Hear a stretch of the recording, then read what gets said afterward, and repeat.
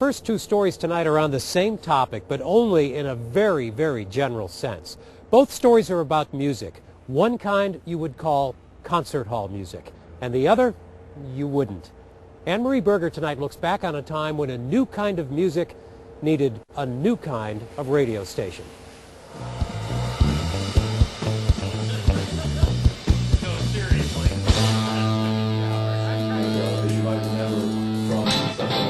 In November 2007, KSHE 95 celebrated a milestone.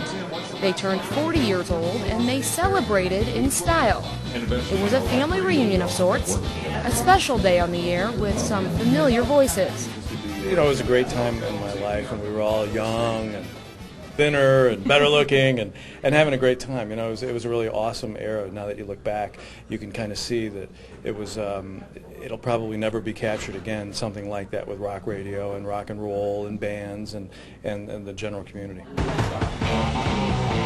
Well, as the song goes, rock and roll never forgets, and neither has KSHE. For 40 years, this real rock radio station, through ownership changes and developing technology, has maintained its original format, something very unusual in the radio industry. And to celebrate its longevity, they launched the Real Rock Museum. It's totally cosmic. Filled with 4 decades of audio, video, and all sorts of stuff. We were brainstorming last year, what should we do for our 40th anniversary? So we decided that we needed to do something really, really big, and everything now is online. Everything is moving towards the internet space. So we decided that we would build the Real Rock Museum. KSHE! God bless you. The one thing about KSHE is that KSHE has never taken itself seriously. We understand what our role is, but we've never taken ourselves seriously, and that's what I think has made us so popular with the people, that we have fun. We have Slash. KSHE has always done things a little bit different, so a typical museum made of brick and mortar just wouldn't be their style. Anyone all over the world can relive KSHE classics through the internet. Nights at White Castle, the one on Big Ben. And in the first 2 weeks, the Real Rock Museum was visited by people in 51 countries. Because you're still never too old to rock and roll. The fact that KSHE ever got off the ground in the first place, much less thrive these past 40 years, is a pretty incredible thing. Back in 1967, FM was a new frequency. Very few people even had the capability to receive the signal. And KSHE's music? Well, it didn't exactly reflect what was considered popular. The Sky High sound of KXOK! KXOK, St. Louis, Missouri, the Don Chamber program. What did you have on the radio? You had Top 40 radio. Very highly formatted radio stations with network news on the hour, jingles between every stop set, and jocks that were sort of pumped up and contrived.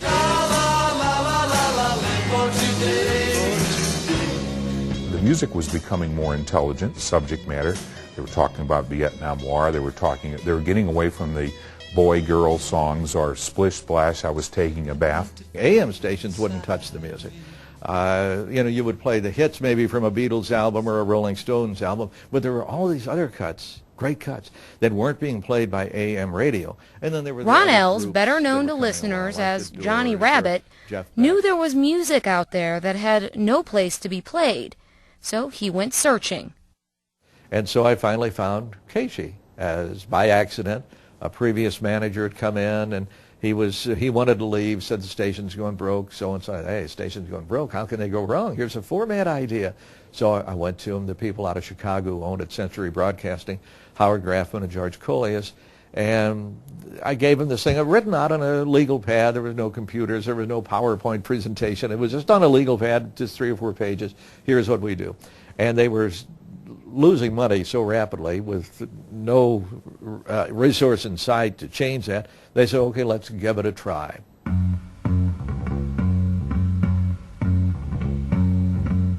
The first song Ron Els played was White Rabbit by Jefferson Airplane. And when they hit the air in November 1967, KSHE was only the 3rd station of its kind in the country. And rock music wasn't the only new format. The personalities changed as well. The role of the DJ, because their characters were different. They weren't the same, same types. They weren't doing the same thing. They were actually, you know, talking to the people. You said the right word. They were talking. They weren't being disc jockeys. They weren't shouting. They weren't yelling. They weren't just saying, here's number 10 from the so-and-so chart. And now it was, you know, here's Joan Baez. And Joan Baez has just done a wonderful show at Madison Square Garden in New York. And she's recorded these great things. And here's a song by Woody Guthrie. So the DJs, first of all, they were hired because they knew the music. Not because they talked like this or they were, you know, but they knew the music. That was very important. My brother used to say, isn't this amazing? That's my brother over there. He, well, drives to work, walks into a small room and talks to himself all afternoon, and that's what he does for a living.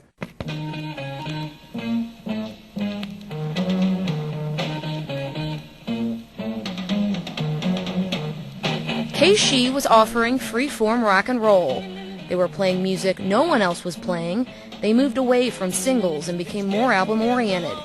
But like a lot of new products that hit the market, KSHE's success would be slow to build. I'll soon be with you, my love. The response was very small because there weren't many of us, and we were very young. And like today, advertisers aren't looking for high schoolers. Advertisers want people that have jobs and make a lot of money. Advertisers were adamant in their rejection of the format. They really didn't care for it. I remember going to Gardner Advertising in the Seneca Trust building downtown, and they were pleasant, they were nice, and they said, you know, we're just not interested in advertising with the music you're playing or with FM. Not enough people had an FM radio to listen to. And it was the old word of mouth thing. A friend of yours at high school would say, hey, listen to this. Oh, that's cool. I never heard that before. What is this? KSHE 95. It's FM. FM? Yeah. So the people will go out and buy themselves FM radios. Listeners wanted the programming, they wanted the music, and KSHE gave it to them. KSHE not only was a catalyst in the success of FM, it was their DJs and management who chose the music and gave never-heard rock and roll bands an audience.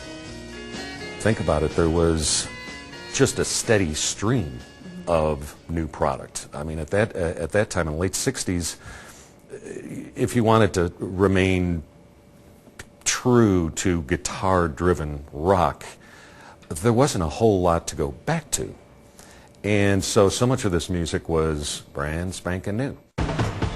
From their original studio in Crestwood, KSHE established a solid fan base, relationships with the bands they promoted, and put St. Louis on the map as a real rock city.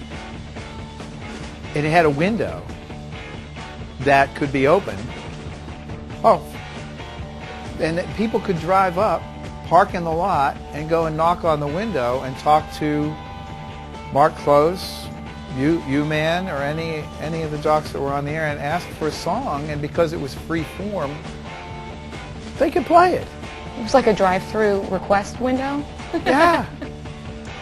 However, they did become a business where money and ratings mattered. They strayed from free form and stuck to scheduled playlists, and in 1984 were bought by Emmis Communications.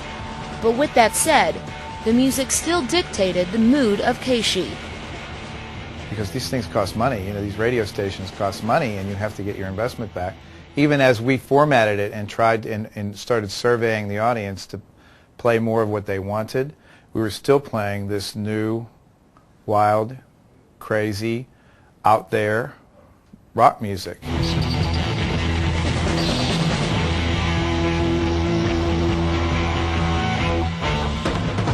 The 1980s saw the birth of the morning show. KSHE's Morning Zoo featured more hijinks, shenanigans, and characters. Sweetmeat, their smoking, porky mascot, became everyone's favorite pet. KSHE packed concerts and festivals, and still maintained their rock and roll reputation. KSHE was considered renegade. We were like, Rick Bayless and I were considered like the bad guys. We weren't bad guys, but we represented a bad guy radio station that was kind of scary to corporate America even then. Now therefore, I, Francis G. Slay, Mayor of the City of St. Louis, do hereby proclaim November 7th, 2007 as KSHE 95 Real Rock Music Day in the City of St. Louis. Well, 40 years later, KSHE is still rocking. KSHE is very by and for St. Louis. It's not a network production. It's not some big corporate homogenized thing. It is by and for St. Louis. It is uniquely St. Louis. All right, here is Aerosmith. This is KSHE. It's Real Rock Radio.